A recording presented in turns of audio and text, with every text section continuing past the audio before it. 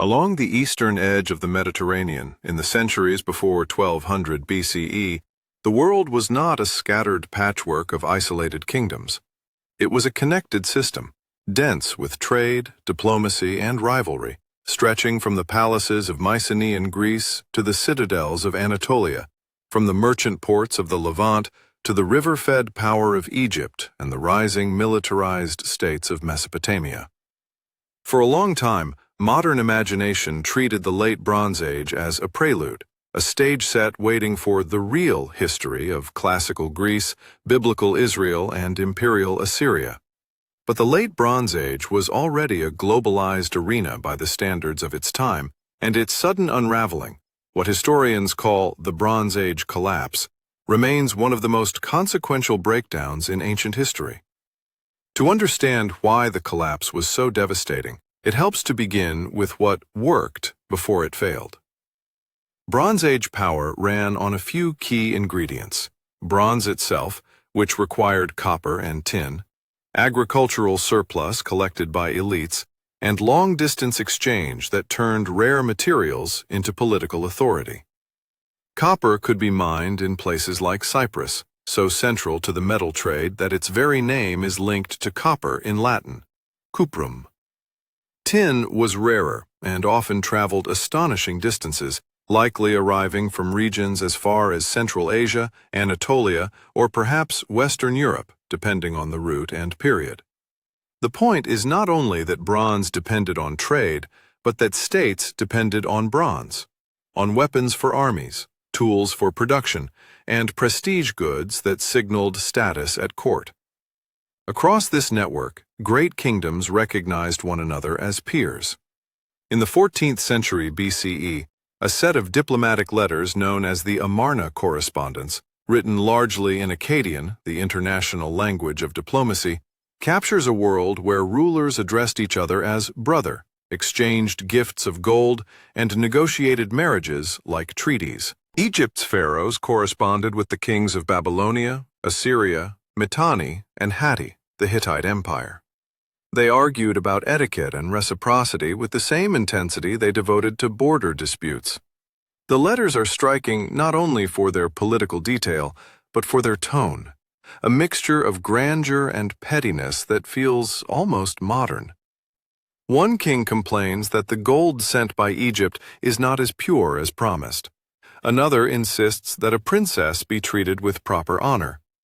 Beneath the ceremonial language lies a hard fact. Stability depended on relationships, and relationships depended on constant maintenance. The Hittites, centered in Anatolia with their capital at Hattusa, were among the Late Bronze Age's superpowers. They controlled vital routes between the Aegean and Mesopotamia and fought a long contest with Egypt over Syria. That rivalry produced one of the ancient world's most famous battles, Kadesh, fought around 1274 BCE between the Egyptian pharaoh Ramses II and the Hittite king Muwatalli II. The battle is remembered through Egyptian inscriptions that portray Ramses as a near superhuman warrior, though the outcome was closer to a stalemate. What matters for the story of collapse is what came next: diplomacy. Egypt and Hatti eventually concluded a formal peace treaty, often cited as one of the earliest surviving international treaties, followed by a diplomatic marriage. The Late Bronze Age could be violent, but it was also rule-bound. Great powers negotiated, recognized spheres of influence, and relied on vassal states to buffer their frontiers. To the west, Mycenaean Greece was not a single empire, but a landscape of palace-centered kingdoms: Mycenae, Pylos, Tiryns, Thebes, each run by elites who managed land, labor, and craft production. Their administrative records were kept on clay tablets in a script known as Linear B, an early form of Greek. These tablets were not meant to last. They were dried, not fired, and only survived because the palaces that stored them burned, accidentally baking the records into permanence. From them, a world emerges that is intensely organized: lists of sheep, allocations of grain, assignments of workers, Inventories of bronze. It is a society where the palace is not merely a royal residence, but the nerve center of the economy. Along the Levantine coast, city-states like Ugarit thrived as commercial and diplomatic hubs. Ugarit, near modern Ras Shamra in Syria, has yielded archives that read like the paperwork of an interconnected age. Letters, shipping manifests, legal disputes, and treaties.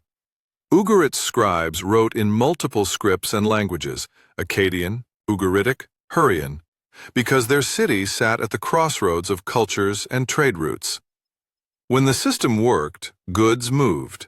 Copper from Cyprus, luxury textiles, glass, ivory, spices, and grain in times of shortage. When the system strained, those same routes became lifelines, and then, suddenly, vulnerabilities. Egypt, meanwhile, remained a colossal power, though its position in the late Bronze Age was more precarious than its monuments suggest. The New Kingdom pharaohs projected authority into Canaan and Syria through garrisons and alliances, but maintaining that reach required constant expenditure and political attention. Egypt's wealth, especially its gold from Nubia, made it a prized diplomatic partner, yet wealth could also mask fragility. A state that imports essential goods, that relies on distant vassals for stability, and that must feed and pay large institutions can endure shocks for a time, but not indefinitely. By the late 13th century BCE, the first cracks appear, not as a single catastrophe, but as accumulating stress. Some regions show evidence of earthquakes. Others show signs of internal unrest, abandoned settlements, fortifications hastily strengthened, caches of weapons. There are hints of famine and food insecurity in letters that plead for grain shipments. A famous example comes from correspondence in the Hittite sphere, where requests for grain suggest shortages severe enough to threaten stability. In an age where agriculture depended on predictable rainfall and local storage, a run of dry years could become a political crisis. Even a strong palace economy could not conjure harvests out of dust. Then, around 1200 BCE, give or take a few decades depending on the region, the world of palaces and international brotherhood begins to fail with startling speed. The Hittite capital, Hattusa, is destroyed and abandoned. The Mycenaean palaces burn, one after another, and their administrative systems vanish. Ugarit is destroyed so thoroughly that its final letters found in the ashes read like messages written on the edge of oblivion. One Ugaritic text speaks of enemy ships appearing. Another letter implies that the city's own fleet is away, leaving it exposed. The tragedy is heightened by the banality of the medium. Urgent warnings written in the familiar format of routine correspondence, as if the bureaucratic habits of a stable world continued right up to the moment that world ended. Egypt survives, but only narrowly, and its own records preserve the sense of crisis. In the reign of Ramesses III, early in the 12th century BCE, inscriptions at Medinet Habu describe battles against groups the Egyptians called the Sea Peoples. These texts list names: Peliset, Cheker, Shekelesh, Denyen, Weshesh, some of which have been linked, cautiously, to later peoples or regions. The inscriptions describe a coalition moving with families and carts, not merely raiders but migrants, and they present Egypt as the final bulwark against chaos. The reliefs show ships in battle and captives being counted and processed. Yet Egyptian royal inscriptions are not neutral reporting. They are political theater carved in stone. They tell us Egypt fought and claimed victory, but they also tell us Egypt felt threatened enough to memorialize the threat on a monumental scale. For a long time, the Sea Peoples were cast as the prime movers of the collapse, invaders who swept across the Mediterranean like a storm. Modern scholarship is more cautious. The evidence suggests movement and violence, yes, but also that these groups were part of a wider pattern of disruption rather than a single cause. Some may have been displaced by famine or conflict elsewhere. Some could have been mercenaries turned opportunists when states stopped paying. Others might have been coalitions formed in the chaos, their identities fluid. The term Sea Peoples itself is an Egyptian label, a category imposed from the outside, and it may blur as much as it clarifies. If one lesson has emerged from decades of research, it is that the Bronze Age collapse was not a single event with a single explanation. It was a systems failure, an interlocking breakdown of economies, political structures, and security arrangements. When trade routes faltered, bronze production suffered. When bronze was scarce, armies weakened and elites lost their ability to reward loyalty. When central authority weakened, vassals rebelled or local rivals seized power. When cities fortified themselves and focused inward, commerce shrank further. A drought that might have been manageable in isolation became catastrophic when combined with war, migration, and political fragmentation. Climate evidence has become an increasingly important part of this picture. Studies of pollen, lake sediments, and other paleoclimate proxies in parts of the eastern Mediterranean suggest episodes of aridity around the time of the collapse. The details vary by region, and climate is never destiny. Societies respond in different ways depending on resilience and institutions. But in a world where surplus grain was the foundation of palace power, repeated harvest failures could set off cascading effects: hunger, population movement, banditry, and political delegitimization. Letters from the period that request grain are not proof of climate change by themselves, but they align with a broader pattern of stress that climate could plausibly worsen. Earthquakes, too, have been proposed as contributors, especially in tectonically active zones like the Aegean and Anatolia. Some destruction layers look consistent with seismic activity, yet earthquakes alone cannot explain the sustained decline in writing, trade, and palace administration across such a wide area. A quake can topple walls. It does not, by itself, erase international diplomacy or end an economic system for centuries. But earthquakes can matter when they strike societies already under strain, forcing expensive rebuilding, disrupting storage, and exposing weakness to enemies. Internal dynamics also deserve attention. The palace states of the late Bronze Age were often highly centralized. That centralization created efficiency, standardized production, organized labor, controlled redistribution. But it could also create brittleness. When the palace was the hub of everything, the destruction of the palace was not merely a change of rulers. It could mean the collapse of administration itself. In Mycenaean Greece, for instance, the disappearance of linear B writing after the palaces fell suggests that literacy was tied tightly to palace bureaucracy. When the bureaucracy vanished, so did the script, and with it, a whole mode of record-keeping.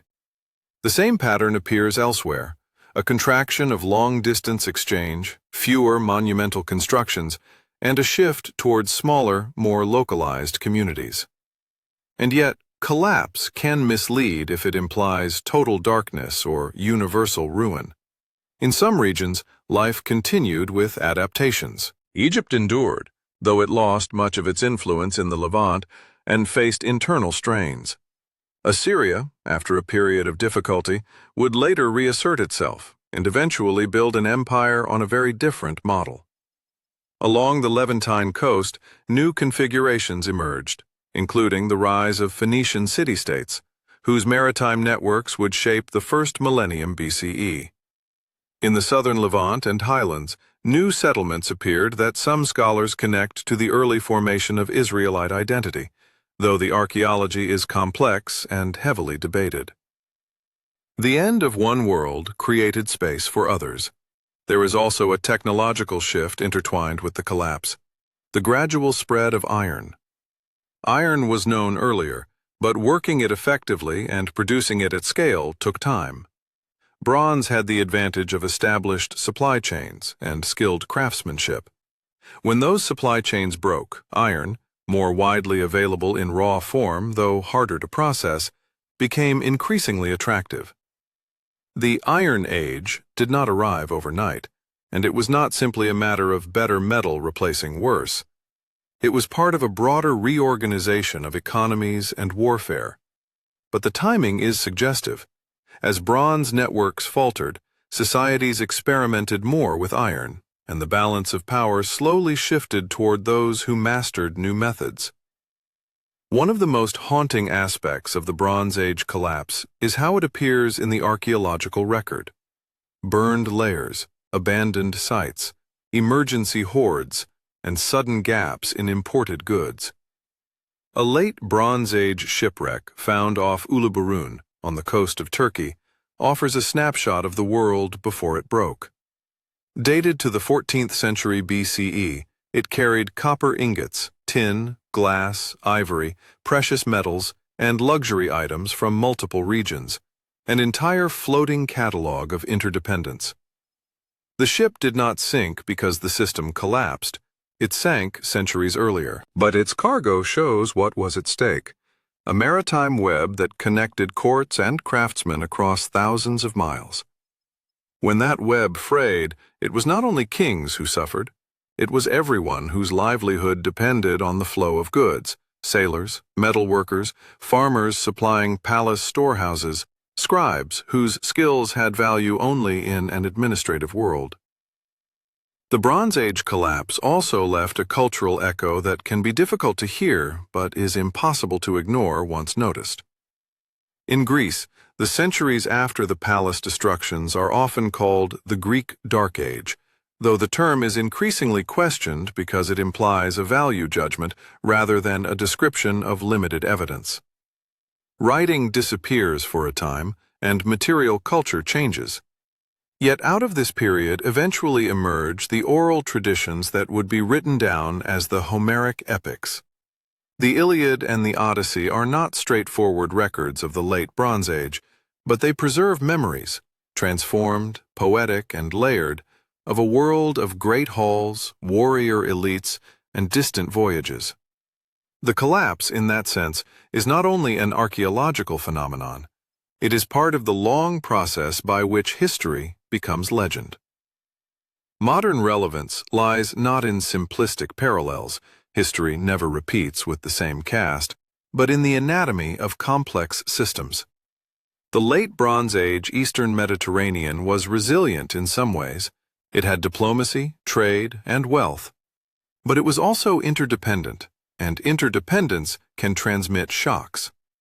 A drought in one region can trigger migration. Migration can trigger conflict. Conflict can disrupt trade. Disrupted trade can weaken states. Weakened states can no longer manage scarcity. No single factor needs to be overwhelming if several factors strike at once. The collapse reminds us that stability is not merely the absence of war.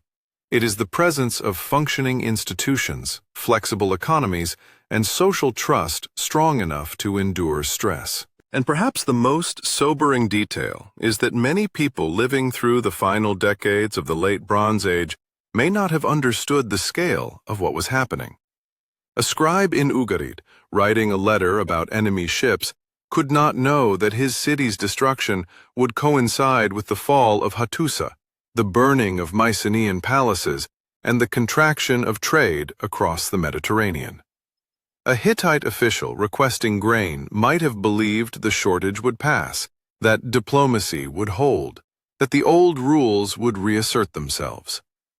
Collapse in real time often looks like a sequence of solvable problems, until the solutions stop working. By the time the dust settled, the map of the Eastern Mediterranean had changed. The age of great Bronze Age palaces and their international correspondence was gone. In its place came new political forms, new technologies, and new identities.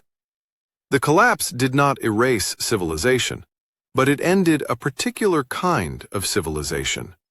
one built on palace bureaucracies, elite gift exchange, and far-flung metal supply lines.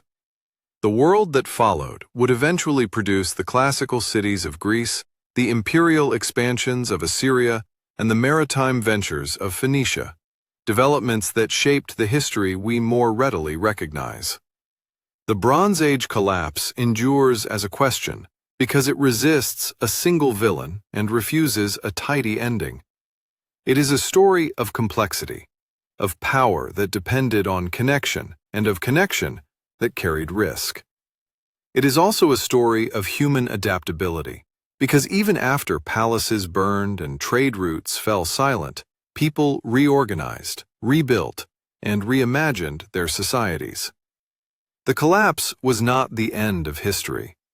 It was history changing direction, suddenly, violently, and in ways that would define the centuries to come.